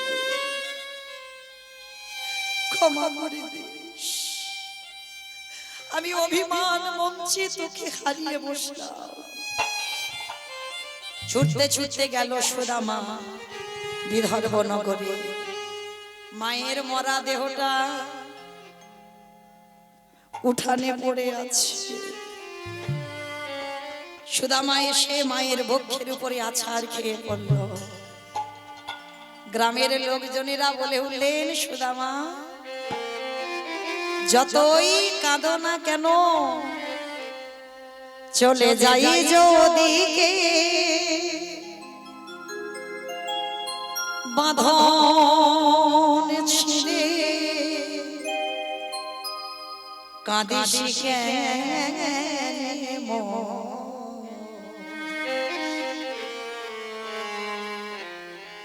ভাঙা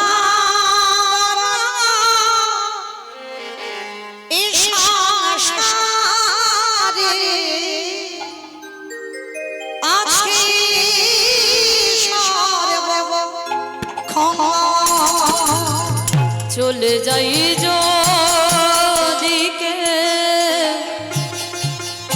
বাঁধন ছিঁড়ে, কাঁদিস কেন মন,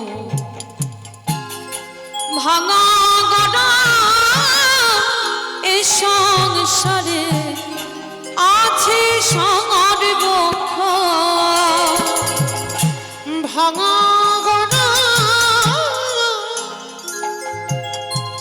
এ সংসারে আছে হাসির পরে কান্নায় আসে দুঃখের পরে আধার রাতে পার যে তুই দেখবি আলোর মুখ। হাসির পরে কান্না আসে দুঃখের পরে সুখ আধার রাতে পারে রে তুই দেখবি আলোর মুখ। যাই না বলা কারোর কাছে ভাগ্যের ভাঙা গড়া এ সংসারে আছে সর্বঙ্গ। ভাঙা গড়া এ সংসারে আছে সর্বঙ্গ। ওরে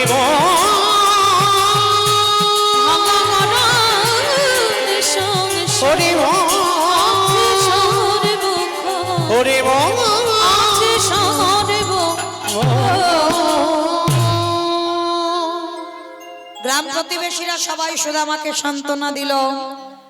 মাতৃবিয়োগ হয়ে গেল, সমস্ত ক্রিয়াকর্ম সমাপ্ত হলো। সুদামা ঠাকুরের একটা ব্যাধি হলো। কি গো মায়েরা, ব্যাধিটা কি গো? কৃষ্ণ অনুরাগের ব্যাধি। এ ব্যাধি যার একবার ধরে তাকে দেখতে পাগল পাগল মতো মনে হয়। কৃষ্ণ অনুরাগের ব্যাধি যার হয় তার আর সংসার ভালো লাগে না।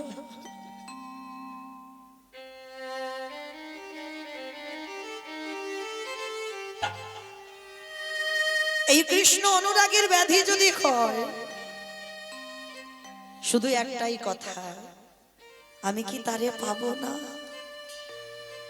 আমি কি তারে পাবো না, আমি কি তারে পাবো না।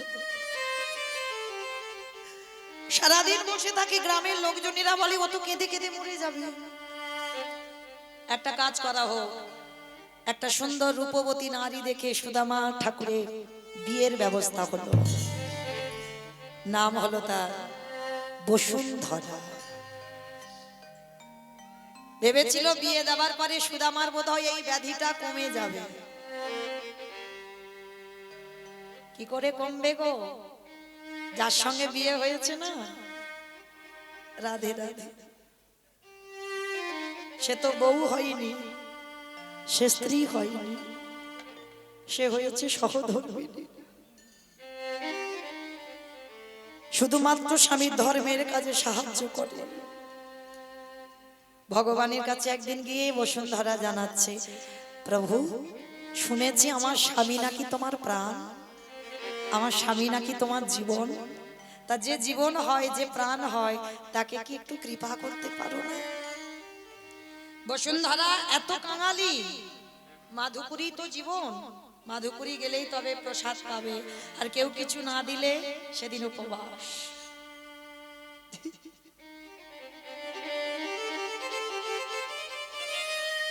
পরনে জীর্ণ বলির শত ছিদ্র বস্ত্র। ভগবানের কাছে জানাচ্ছে, তোমার প্রাণ যে, তোমার জীবন যে, নাও না তাকে কাছে করে। ভগবান দৈববাণী করলো, বসুন্ধরা আমি যে ওকে আমার করে নেব, ও তো এখনো অভিমান মঞ্চে বসে আছে। আর যেজন অভিমান মঞ্চে বসে থাকে, যেজন অহংকার মঞ্চে বসে থাকে, আমি তো তাকে কোল দিতে পারি না। ওকে অভিমান মঞ্চ থেকে নামিয়ে আমার কাছে পাঠাও। ঠিক আছে প্রভু, আমি চেষ্টা করব তোমার কাছে পাঠানোর। বসুন্ধরা কেঁদে বলে, ওগো দয়াময়, তোমার লীলার অন্ত কেউ দেখিতে না পায়, না দেখিতে না পায়, না দেখিতে না পায়। বসুন্ধরা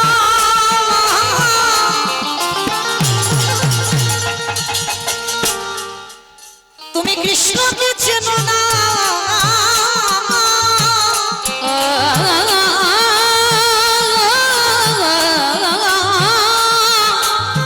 ও যে বড় পাষাণ তুমি কেন বোঝো না? তুমি কেন বোঝো না, বলো কেন বোঝো না? বসুন্ধরা কেঁদে বলে হো যতই পাষাণ ভক্তির লাগি ভগবান কি থাকিতে বলো থাকিতে কি পার, সে কি থাকিতে কি পার? ভগবান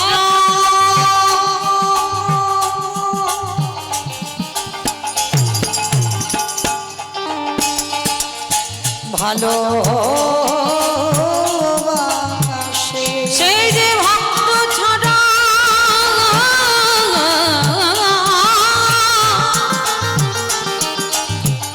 রইতে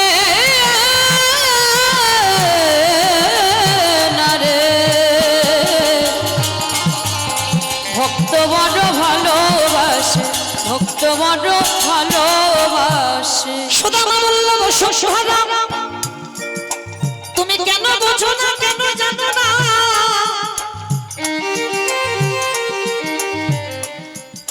কৃষ্ণ আমার প্রাণ হতে পারে, কৃষ্ণ আমার জীবন হতে পারে, ওর সঙ্গে আমার চিরজীবনের দ্বন্দ্ব, ওর সঙ্গে চিরজীবনের বিবাহ, কখনো ওকে ডেকো না। বসুন্ধরা বললেন স্বামী গো, এগো যাও না, আমি তো তোমায় বলছি না যে আমাদের অভাবের কথা কিছু জানাও, অভাবের কথা জানাবে কেন? সে যদি তোমার প্রাণ হয় যাও না, একবার তুমি তাকে দেখে এসো না, কত বছর হয়ে গেল তুমি তার বদন দেখোনি, যাও না। সুদামা বলছে বসুন্ধরা তুমি বলছো আমি যাব, আমার বন্ধুকে দেখতে যাব? হ্যাঁ আমি বলছি, যাও না। এই হলো সহধর্মিনী, যে নারী স্বামীকে কৃষ্ণ ভজনে ঠেলে দেয়। যাও না, চাইতে হবে না, তুমি শুধু দেখে এসো। কিন্তু বসুন্ধরা এতদিন পরে যাব, বন্ধুর বাড়িতে গেলে কিছু নিয়ে যেতে হয়, কিছু তো নেই, কি নিয়ে যাব বল? এটা নিয়ম তোমার, আত্মীয় পরিজন বন্ধু বান্ধবের বাড়ি গেলে কিছু তো নিয়ে যেতে হয়, ফল মিষ্টি। আর একান্ত যদি কিছু নিয়ে না যাও, তার যদি কোনো ছোট ছোট বাচ্চা তাকে একটু অর্থ ধরে দাও, কিছু খাবার খাবে, এটা তো নিয়ম। কিন্তু সুদামা বলছে আমার তো নেই, আমি কি দেব? বসুন্ধরা বলছে স্বামী তুমি ভেবো না, কেন ভুলে যাও আমি তোমার সহধর্মিনী, আমি তোমার অর্ধাঙ্গিনী। বসুন্ধরা মা ছুটে গেল ওই নগরী নগরী, পাঁচ বাড়ির দাঁড়িয়ে দাঁড়িয়ে গিয়ে আঁচল পেতে, কাঙালি তো ভিখারি, ঘরে কিছু নেই, ভিক্ষা করে করে পাঁচ বাড়ির দাঁড়ে দাঁড়ে গিয়ে একটা বাড়িতে পেয়েছে একটু শুকনো চিড়ে, একটা বাড়িতে পেয়েছে একটু গুড় গন্ধ হয়ে গেছে, আর একটা বাড়িতে পেয়েছে কিছু খুঁত, পোকা ধরে গেছে, ওই যে চালের কোনা ছোট্ট ছোট্ট কালো কালো হয়ে গেছে, সেগুলো দিয়েছে। কি গো মায়েরা, যাদের আছে তারা তো দেয় না, যাদের কিছু থাকে না তারা দেওয়ার জন্য কাঁদে। আঁচল নিয়ে এনে দেবে কি করে? গুড়ের সঙ্গে খুদ মাখিয়ে। ভগবান আমার খুব খুদের নাড়ু ভালোবাসে, গুড়ের নাড়ু ভালোবাসে, ভালো করে ওই নাড়ুটা বানিয়ে দেবে কি, সে কোনো পাত্র নেই, কৃষ্ণের কাছে পাঠাবে। যে কাপড়টা পরে আছে সেটা ছিদ্র, তাও আবার আঁচলটা ছিঁড়ে দিয়েছে, ছিঁড়ে দিয়ে একদিকে বেঁধে দিয়েছে শুকনো চিড়ে, একদিকে বেঁধে দিয়েছে গুড়ের নাড়ু। সুদামা ঠাকুরের হাতে তুলে দিয়ে স্বামী চরণে প্রণাম করে বলছে এসো, যাও তোমার বন্ধুর সঙ্গে একবার দেখা করে এসো। ঠিক আছে বসুন্ধরা, তুমি যখন অনুমতি দিচ্ছ আমি যাচ্ছি আমার কৃষ্ণের কাছে, তুমি সাবধানে থেকো, কেমন? তুমি ভালো থেকো। শ্রীর অনুমতি নিয়ে ছুটে যাচ্ছে সুদামা দ্বারকা। পুটলিটা বুকে ধরে আছে। দিনহীন পথের ভিখারি কাঙাল তো, এরাই কৃষ্ণ ভক্ত হয় বাবা। কৃষ্ণ ভক্ত কোনোদিন পাথর শুটিং করা ঘরে থাকে না। তুমি যদি কৃষ্ণ ভক্ত হও, তোমার মাথায় যদি একটু ছাদও থাকে, ভগবান চেষ্টা করবে ওর ওই ছাদটা কবে কেড়ে নেবে। কোথা থেকে কেড়ে নেবে বাবা তুমি কল্পনাই করতে পারবে না। ভগবান চায় ওকে রাস্তার ভিখারি করে দেব, কেন? একাকী হয়ে যেতে হবে। আত্মীয় পরিজন বন্ধু বান্ধব সব ত্যাগ। যে করে আমার আশ তারে করি সর্বনাশ। তারপরেও যদি না ছাড়ে আমার পাঁচ, তারপরে হই আমি সেই দাসের অনুদাস। পুটলিটা নিয়ে বেরিয়ে পড়ল। বন্ধু কত দূর, কত দূর গেলে আমি তোকে দেখতে পাবো বল? আর যে পারি না, এবার আমার কাছে করে নে, দেখা দে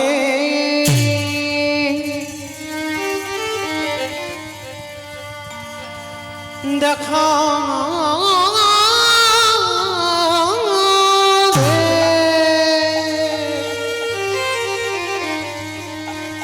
বন্ধু রে, দেখা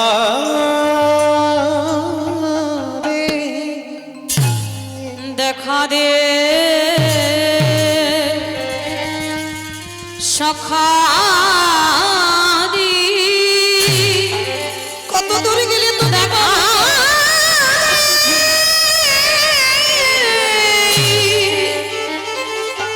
বন্ধু রে, দেখা দে কৃষ্ণ। যেই না চরণটা ফেলেছে, চরণে কণ্টক বিদিগ্ন হয়েছে, চরণ দিয়ে রক্ত ঝরে পড়ছে, চরণে বড় বড় ফসকা পড়েছে। এদিকে ভক্তের চরণে কাঁটা, ভগবান স্বর্ণ সিংহাসনে বসে চরণ দিয়ে রক্ত।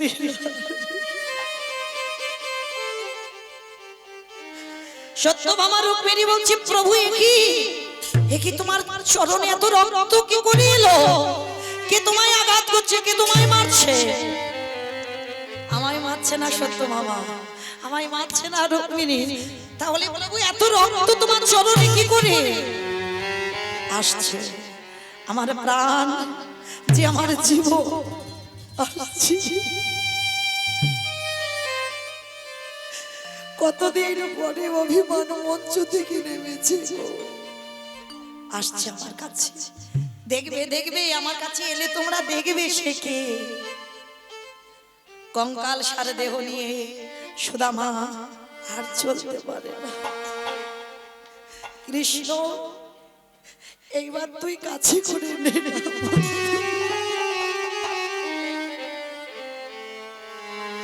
বড় কষ্ট, বড় জ্বালা, বড় যন্ত্রণা। আর চলতে পারছে না, আর চরণ ফেলতে পারছে না।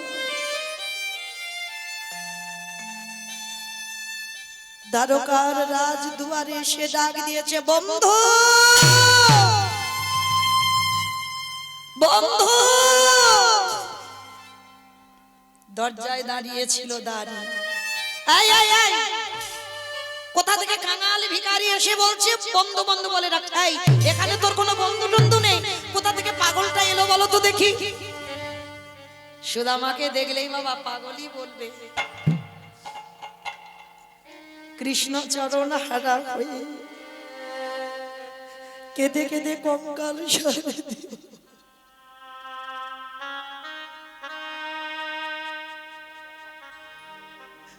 জীর্ণ জীর্ণ মলিন নোংরা বস্ত্র পরিধান,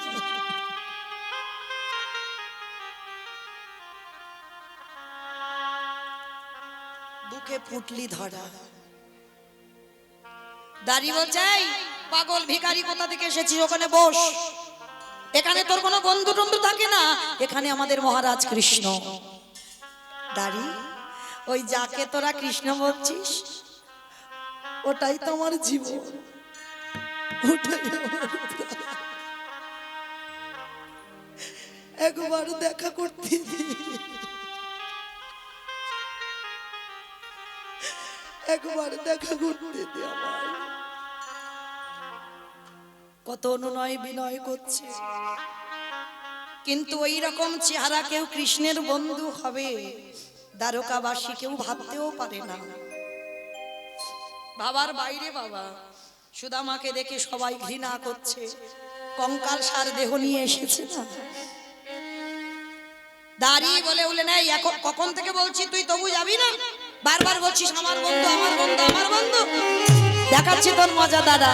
দাড়ির হাতে বেতের বাড়ি ছিল, আর ওই বেতের বাড়িটা দিয়ে বেত্রাঘাত দূর হয়ে যা, বেরিয়ে যা, দূর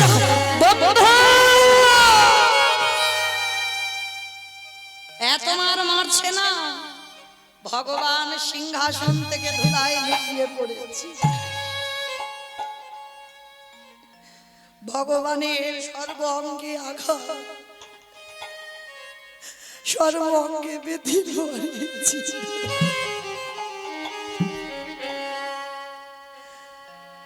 সর্ব অঙ্গে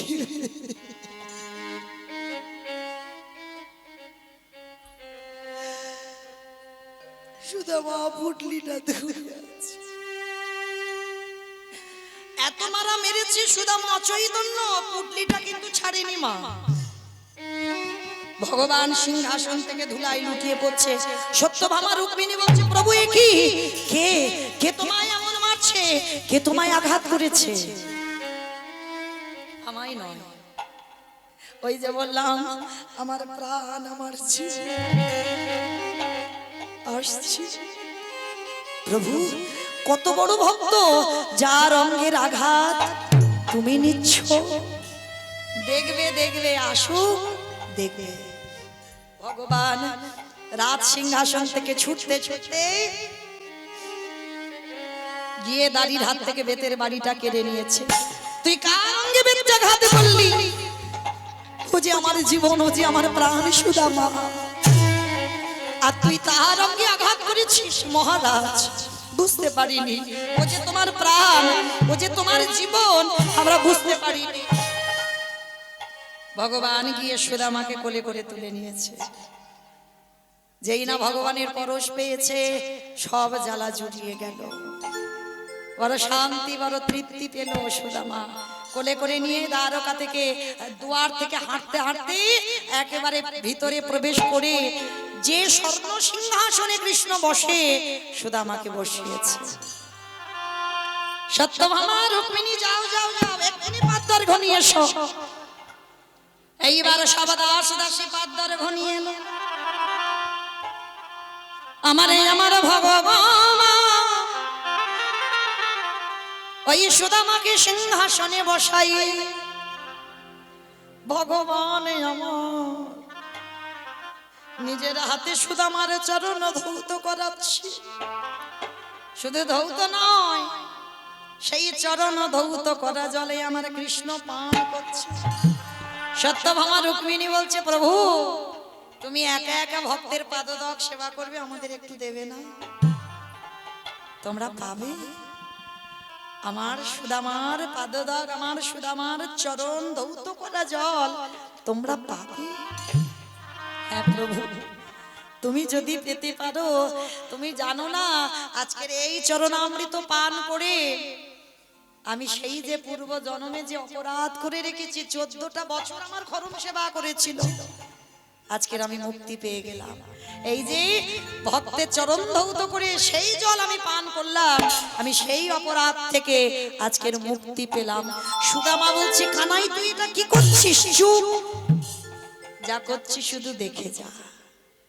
চরণ ধৌত করালো, আর শুধু চরণ ধৌত করালো নয়, যে পালঙ্কে কৃষ্ণ ঘুমায় সেই পালঙ্কে সুদামাকে শয়ন করিয়েছে। ভগবান সুদামার চরণ সেবা করছে।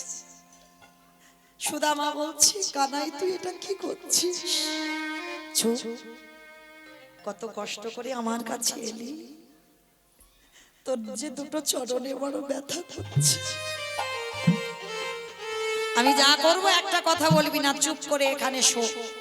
যেই না ঘুম পাড়িয়ে দেওয়ার জন্য চরণ সেবা করছে, আর সেবা করতে করতে বলছে, হ্যাঁ রে সুদামা, আবার ছলো না, হ্যাঁ রে শুনলাম তুই নাকি বিয়ে করেছিস। করেছি। নাম কি তার? মানে ভগবান সব জানে, তার ইচ্ছাতে চলে জগৎ, তিনি কি জানে না? সব জানে, তবু ছলনা করে জিজ্ঞেস করছে নাম কি? বসুন্ধরা। বাহ, হ্যাঁ রে বিয়ে করলি, তা আমাকে একটু নিমন্ত্রণ করলি না? বলে করব কি করে, তোর সঙ্গে তখন তো ঝগড়া ছিল, ওই জন্য করিনি। ও তা ঠিক আছে, ঝগড়া ছিল করিসনি, ঠিক আছে, তা এখন তো এলি, আমার বসুন্ধরা মা কিছু পাঠাইনি? পুটলিটা লুকাচ্ছে। না কৃষ্ণ পাঠাইনি, কারণ আমি তো তোর কাছে আসবো ঠিক ঠিক জানে না, না, আর ওই জন্য ঠিক ঠিক পাঠাতে পারিনি, ওই জন্য কিছু আনিনি। কি লুকাচ্ছিস? কই দেখা একবার। কিছুতেই দেবে না সুদামা। অমাইরা, এতে পাপ নেই।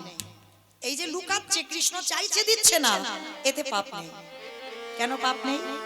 সুদামা দিতে চাইছে না কেন? ও তো রাত প্রাসাদে থাকে, ভালো ভালো খাবার খায়, সেই জায়গাতে এই ভিখারির ভিক্ষা করা জিনিস দেবে কি করে? সেই জন্য মনে একটা কিন্তু, মানে রাত প্রাসাদ দেখে আর খাবার বস্তু দেখে সুদামার কিন্তু বোধ যে এই বস্তু আমি আর কৃষ্ণকে দেব না, লুকিয়ে নিচ্ছে। কিন্তু সেদিন ছোলা খেয়ে মিথ্যা বলেছিল, এতে পাপ আছে। মিথ্যা বলেছে কিন্তু এই মিথ্যাতে পাপ নেই। তা এইবারে যেই না লুকাচ্ছে, ভগবান তো জোর করে পুটলিটা কেড়ে নিয়েছে। আই আগে দেখি তো কি আছে। সুদামা বলছে, কানাই বলছি তো কিছু নেই, তুই আমায় পুটলিটা দে। না দেব না, তুই চুপ করে ওখানে শুয়ে থাক।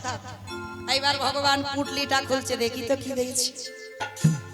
যেই না পুটলিটা খুলে, ওরে বাবা, আমি নাড়ু খেতে ভালোবাসি, ওই জন্য বসুন্ধরা মা নাড়ু পাঠিয়েছি, আবার গুড়ের নাড়ু, আবার খুদের নাড়ু আমি ভালোবাসি। দেখেছো, এই নাড়ুর জন্য তো দুই বন্ধুর বিচ্ছে। বসুন্ধরা মা জানে সেই নাড়ু পাঠিয়েছে। ও বাবা, আবার একদিকে কি আছে দেখি তো।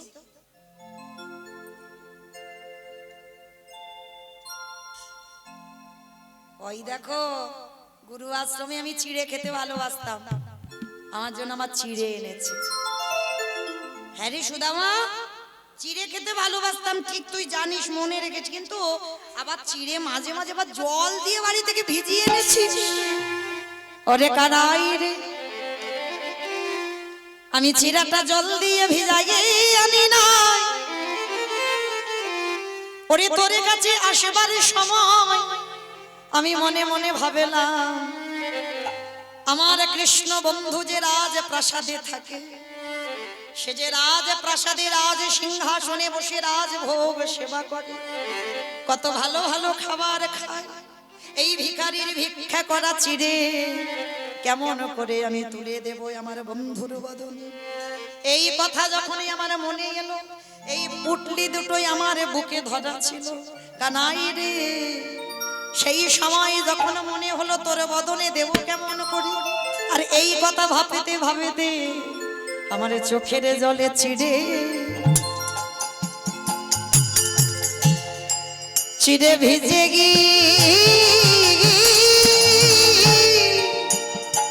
ভিজে গিয়েছে।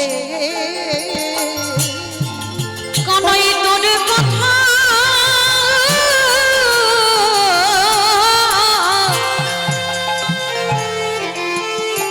ওরে, তোর কথা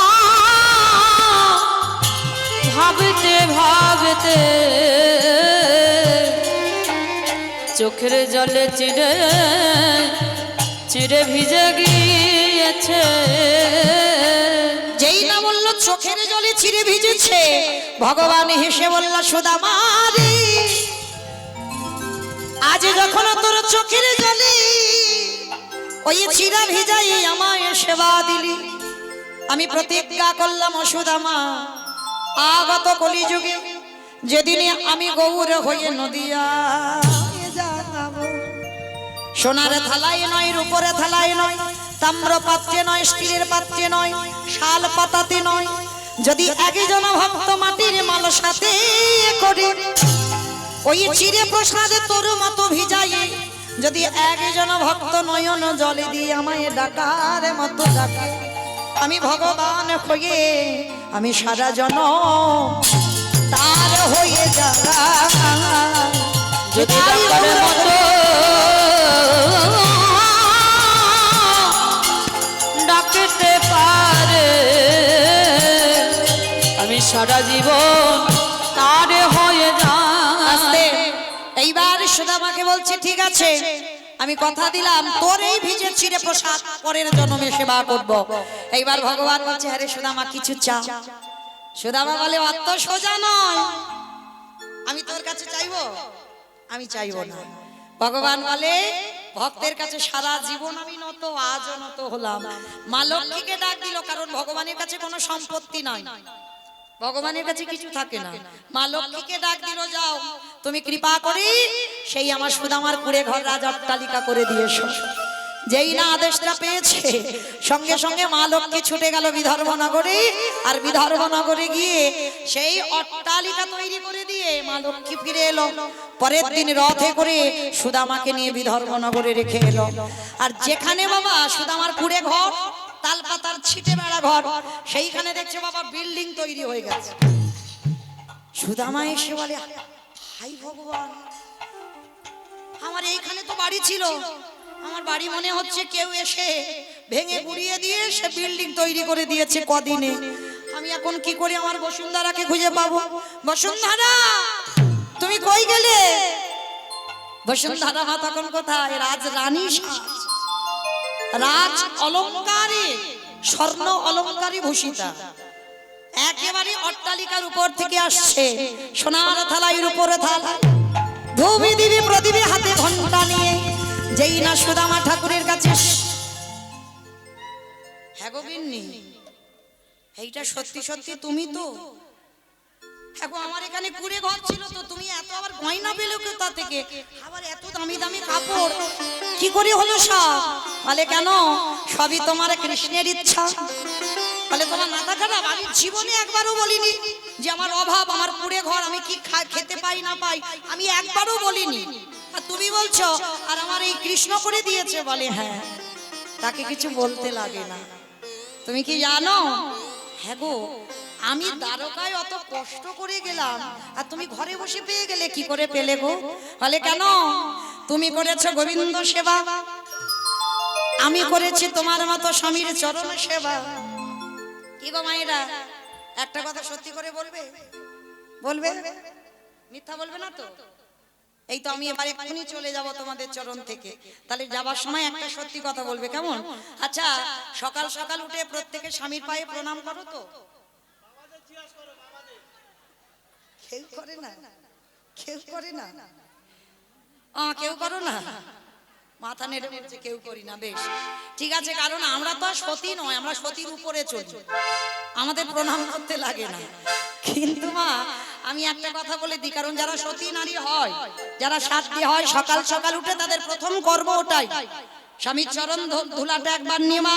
আর একটা কথা বলে দিই মা, সত্যি কথা বলছি, কিন্তু যদি ডাক্তার, কবিরাজ, বৈদ্য কিছুতে তোমার অসুখ ভালো যদি না হয়, এটা আমি বলে যাচ্ছি, একবার ওই একটা মাস করে দেখো, দেখো স্বামীর চরণ ধৌত জল একটু পান করে দেখো। তুমি যদি চেন্নাই থেকে ফেরো দাও, তবু বাবা তোমার অসুখ ভালো হয়ে যাবে। কি গো?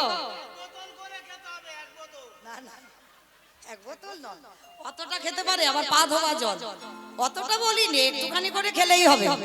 কিন্তু একটা কথা, সব স্বামী নয়, সব স্বামী নয়।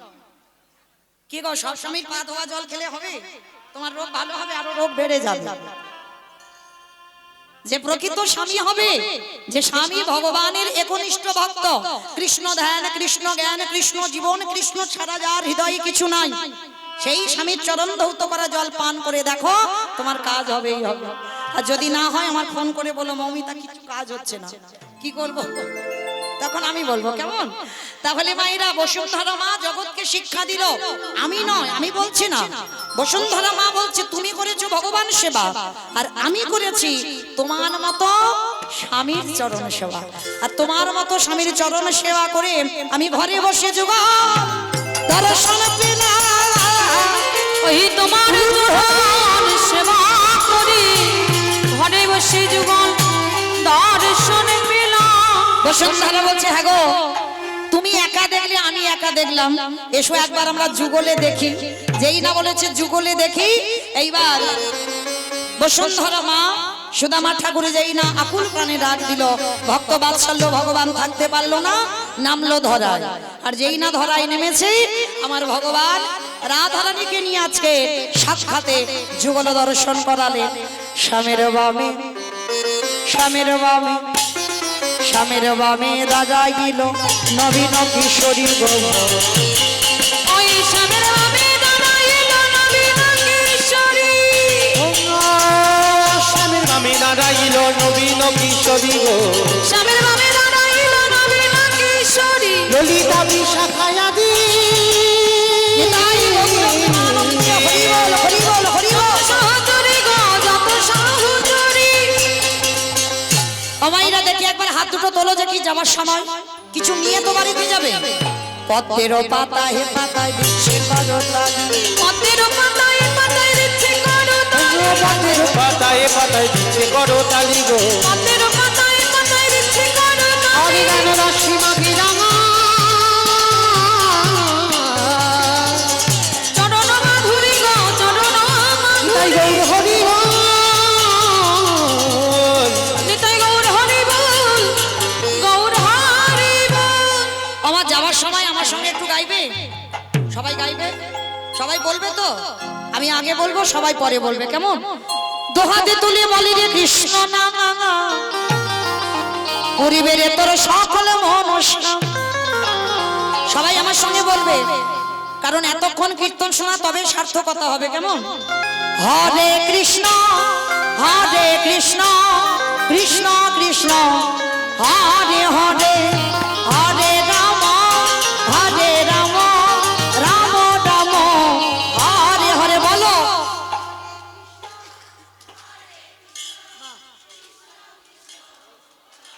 জোরে, হরে রাম